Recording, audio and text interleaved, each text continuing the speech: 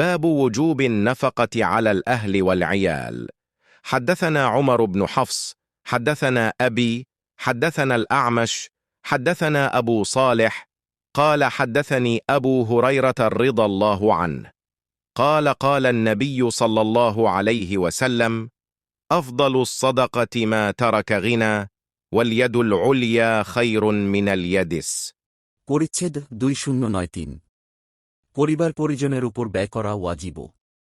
4964 হাদিস নাম্বার উমর ইবনু হাফস রহমাহুল্লাহ আবু হুরায়রা রাজিয়াল্লাহ আনহু থেকে বর্ণিত। তিনি বলেন, নবী সাল্লাল্লাহু আলাইহি ওয়াসাল্লাম বলেছেন, উত্তম সাদাকা হল যা দান করার পরেও মানুষ মুখাপেক্ষী থাকে। উপরের হাত নিচের হাতের চাইতে শ্রেষ্ঠ। যাদের ভরণপোষণ তোমার জিম্মায় তাদের আগে দাও। কেননা স্ত্রী বলবে, হয় আমাকে খাবার দাও নতুবা তালাক দাও। গোলাম বলবে, খাবার দাও এবং কাজ করাও। ছেলে বলবে, আমাকে খাবার দাও, আমাকে তুমি কার কাছে রেখে যাচ্ছ?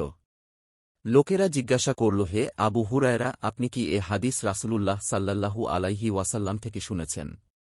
তিনি উত্তরে বললেন, এটি আবু হুরায়রা জামবিলেন নয়, বরং নবী সাল্লাল্লাহু আলাইহি ওয়াসাল্লাম থেকে। Narrated Abu Huraira, the Prophet said, "The best alms is that which is given when one is rich, and a giving hand is better than a taking one, and you should start first to support your dependent."